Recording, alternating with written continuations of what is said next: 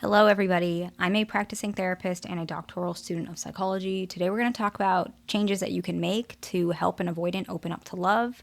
Before we get into it, I'm just going to disclaim today was kind of rough. I'm moody. I'm a little detached and a little annoyed. I'm trying not to be. And you guys know making videos kind of helps me to calm down and just decompress. And so I'm just letting you know that that's going to be probably a little obvious in the video, but I'm trying not to be, but that's just how I feel right now. So we're just going to talk about ways to help an avoidant to open up to love, what you can do. If you feel like any of these things are things you already do, maybe there are other things in the video that you don't do that could help.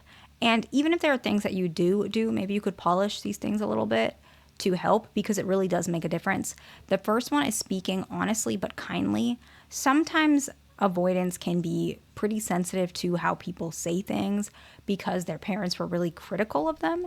And tone is something that, like, if you say things in a certain way where it sounds like you're criticizing them, they're going to take it as criticism and they're going to shut down and they're going to be really frustrated by it and annoyed. And it's going to be really hard for them to actually see what you're saying realistically because they almost feel attacked by the criticism. And this is something that I struggle with a lot, and I've struggled with my whole life, and I still do. I'm getting better. But when somebody does not speak, how do I even explain it? It doesn't have to be like perfectly kind. It just has to be like not so like almost like demanding. And I know you guys don't always mean it like that, but if you say something like, I don't know, you've been saying this for like 5 days and you haven't done it yet. Let's say you said that. It just sounds so demanding to avoidance typically, and it sounds really harsh, even though you are speaking honestly. That could be very true. But the way you say it makes you feel like you don't want to understand. You just want something from an avoidance. Like you just are pulling resources out of them or something. I don't even know. That's what it feels like. Like it's like you're demanding and you have no room for adjustment. And I know that's not true. I'm just telling you what it feels like.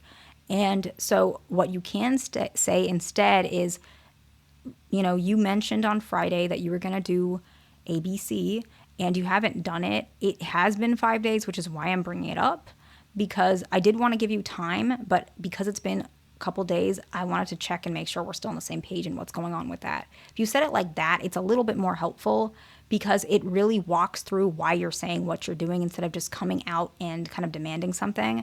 Because if you're not explaining the reason, that can make an avoidant fill those gaps in just like anybody else, right? If an avoidant doesn't tell you why they haven't texted you, you're going to fill those gaps in with your trauma. They're going to fill it in with theirs. They're going to think you're demanding and critical, and then you think that they're abandoning you. And so filling in those gaps on both sides and explaining what's going on can help. The next one is listen to understand, not to win. Anyone can work on this, and it usually helps any relationship, friendships, marriages, even between like bosses and colleagues, right? Listening to understand. You're not right all the time, and they're not right all the time, and there's always an opportunity to learn. And so when you guys are having a conversation or having an argument, trying to listen and hearing them out can really benefit the outcome of the relationship as well as the outcome of that conversation. Sometimes it's hard to listen to understand because you're navigating your own triggers. So sometimes what you can do is if you can step away from the triggers at one point and then kind of when you're more decompressed, think about what you guys were talking about and see some areas that you can learn or what your partner was trying to say. That can really help. The next one is appreciate efforts, even small ones. This one's tricky because sometimes what you think is a small effort, they think is a big effort. And so it's kind of something you're going to have to pick up and learn. But for example, in avoidant even being with you, I know it sounds like bare minimum. I understand that is effort because a lot of them, sometimes they would rather be alone, but they've decided to change to some extent. They've decided to commit to this, and that is a huge effort because they don't normally do that for anyone. And it's really important. I'm going to give 2 examples from my own relationship, one from me, one from my significant other. For me, I'm a very literal person, and it's something I'm working on. So for example, if you say something like, I'll be done, or I'm busy in the morning, or I've had a really rough day this morning, or I've had a really rough morning. That's a better one. And I think that means that in the afternoon, it's no longer rough. And then, I don't know, you might get mad or something because I didn't know that you were still having a rough day. But I took it extremely literal. And that's something that I've always run into that makes people get frustrated. And then I get frustrated because I don't know what's going on. So for me, it's a lot for me to have to navigate around that. And my partner, my significant other, he is not literal. He thinks he's literal, but he's not. He's very like, I call it like he speaks indirectly, or he speaks like I sometimes when I get frustrated, I say it's like he's speaking a different language, because he'll say something that's like not a full, like it's not actually what he's saying. Like a couple days ago, we got into a little bit of an argument, and he was like explaining to me how his emotions feels like he was telling me what I can do to make him feel better, because I asked him, and he literally did not tell me literally. He told me an example, like using a boat. Like I literally didn't even understand it. And I could be botching it. He said something like, imagine you're on a boat and you're like sailing and you go from one place to another. I don't even know what he was trying to say. And I told him, like, he's like, does that make sense? And I literally said, no, it made no sense at all. Please say it again. And I just said, tell me like the instructions. Like I literally pulled up my phone. I said, tell me exactly what you need. I don't care what it is. Just tell me and I can write it in a bullet point, because I don't know what's going on. I told him that specifically, and it helped. He told me, and every time he went like on a tangent or something about like a metaphor or whatever, I let him talk. And then after that, I said, I don't know what that means. Can we please try again?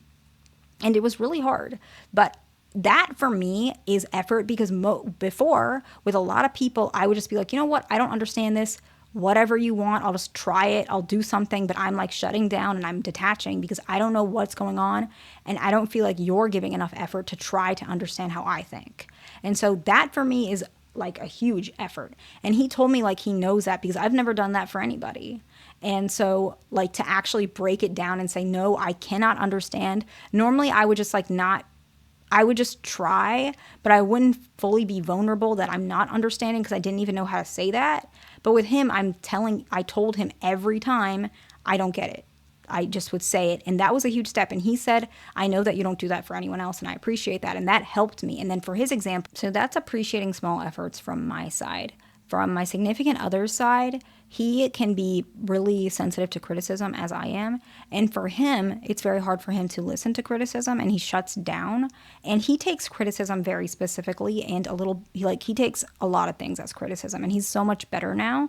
But if I said even something like, I remember this one time, this was a while ago, he's not like this anymore, but like he cut his hand, and it was like something that I felt like could be avoided. Right. And I don't like things like that. And I wanted to clean the cut and make sure it was okay. And so I cleaned his cut, wrapped it, whatever. And then after things were calm and everything like that, I mentioned to him that I kind of feel like that could have been avoided. And now he's like it was bleeding everywhere. Like I was like, that felt like it could have been avoided. I had just, next time I would wish that he would, be more mindful. And he thought that I was saying like he didn't know what he was doing. And he took that saying that, he got upset about that, and he was like, it makes me feel like you don't trust me, you don't know what I'm doing. And he says like, and then he calmed down and said, but you know what, I do think that you're right about that. I was being too, careless about this, and I should have been more mindful, and I want to do that going forward. And I know that for him, that's a huge effort, because he doesn't like really, now he's much more flexible, but that was like years ago. But he doesn't, especially before, he wouldn't really like people mentioning these things to him. He's pretty stubborn. He definitely was. Now he's not. But that's a huge effort for him to even listen to those types of things. And so those are some, aspects of effort. The next one is thank them for everyday things.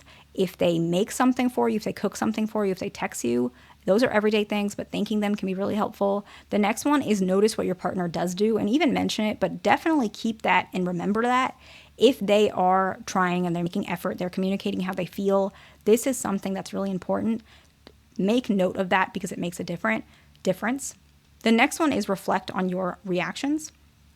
It's very important to be mindful about how you react, and they should reflect as well. This is both sides. And the last one is avoid comparing your relationship to others. Really important, because your relationship, first of all, you don't know what other people's relationships look like. And with your relationship, you don't actually know how the outcome's going to be. And so you could compare another person's relationship and think it's not doing well or it's doing amazing, and then it ends up doing really poorly. And that's the same with yours. Yours could be really difficult right now and it ends up doing really well. And so comparing relationships just doesn't help. So I'm going to summarize and we'll wrap it up. Speak honestly but kindly. Listen to understand, not to win. Appreciate efforts, even small ones. Thank them for everyday things. Notice what your partner does do. Reflect on your reactions and avoid comparing your relationship to others. I hope this video is helpful to somebody. Please like, subscribe. I'll see you in the next one.